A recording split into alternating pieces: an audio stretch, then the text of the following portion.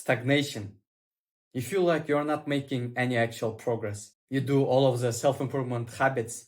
You meditate, you journal, maybe you even take a cold shower, maybe you even go for a workout session. You don't actually even understand why you're doing these actions. You watched a bunch of videos, but you don't actually get why. How is writing words on a paper is gonna heal my traumas?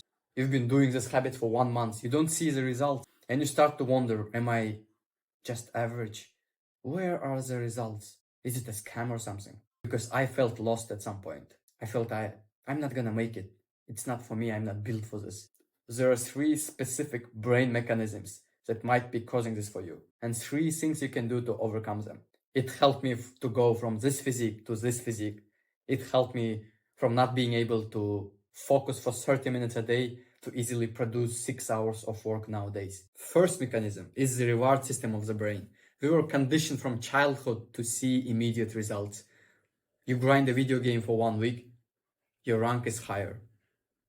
You study a little bit before your high school exam, your grades are like a little bit higher.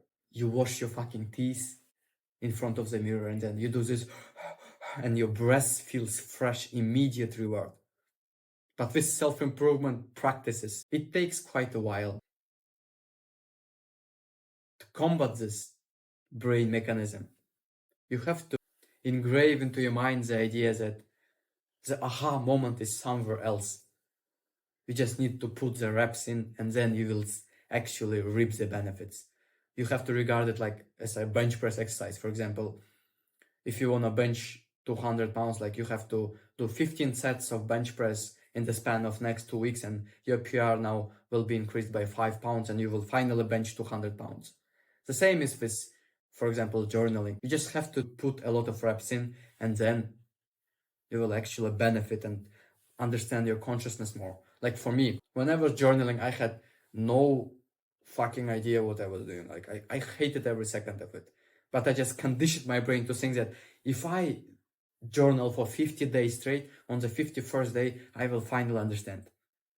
Why do I journal? The benefits, like I will finally start healing my traumas. That's what I was telling myself. I was ready to give up so many times, but I kept going because my brain was kind of producing a little bit of dopamine every time I finished the journaling session. Just from the fact that I finished it, because my brain is thinking that, yeah, if you do it 50 times more, then there will be a lot of benefit. Okay, but now let's say you have formed a habit, like you've been journaling for 3 months, you've been taking cold shower for 2 months, you build some muscle from working out. You actually now see the benefits, see the result. But now, how do you keep going? The thing is, the reward itself, like building a little bit of muscle, is not enough to keep going on. This is a time when second problem kicks in, which is the lack of identity shift. In Atomic Habits, habit formation is described as primarily identity shifting. In order to actually form and stick to the habit, you have to make the habit part of you. You literally have to kill your old self and form a new person in your mind. You have to change your identity. Like imagine an obese person. He hates physical activity and loves junk food. It will be very hard for him to become the person who eats healthily and consistently works out. He literally has to murder his older self and replace it forcefully with a new identity. Of course, it's gonna be hard. And now let's say this obese guy is working out for 3 months. He starts to see some progress. He lost 5 pounds. He feels healthier. But if he keeps telling himself, yeah, I know myself, probably I'm gonna start procrastinating. I'm not the type of guy to enjoy physical activity. I never enjoyed it in my whole life. Of course he's gonna stop. He does not see your preferences, your hobbies, your passions, your personality are moldable. You can change them. You think people who consistently go to the gym are these hardcore disciplined guys? No, they love going to the gym. And the truth is, a lot of them hated physical activity when they were only starting out. But they changed their identity. Imagine this obese guy tells himself, yeah, I worked out for 3 months. My every action is casting vote into the identity of becoming an athlete. I need to do like 3 more months and now I will embody this identity. It will become part of me. If not for 100%, now 30% of me will be an athlete and 70% a beast individual. If I keep going, I can make it 100%. Then he will start loving the gym sessions. Only then he will become a fit person who eats healthily. Every time you do action, every time you work out, you have to embody an identity of an athlete. Every time you journal, you have to tell yourself, I will become this very conscious person who heals his traumas. Imagine if you had no insecurities.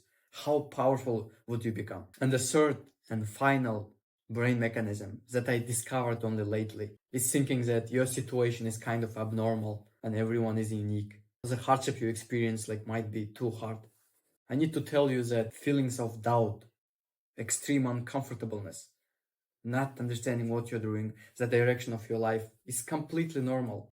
Every single individual on self-improvement journey and every single individual throughout the whole history of the world who achieved some kind of success through discipline experiences it's inevitable part of the process. It's not only about discipline, it's about mental strength to resist thoughts of doubt and keep going anyway.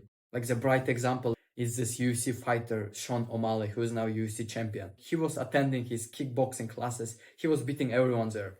He was the best. So he felt, oh, easy, I will become a champion. He left high school and then entered the real gym with real fighters. They demolished him. For the first 2 months, he was humiliated. Like it seemed any average person is better than him. He has no talent. He's no better than an average fighter there.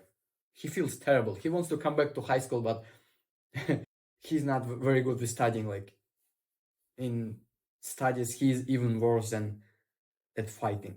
So he doesn't know what he should do. He just stays on the path because he has no other option. You can consider it as luck. It's a lack of faith because he just had no options. Imagine if his father was quite a rich guy who had his own company and offered, yo son, you can work as a salesman for my company.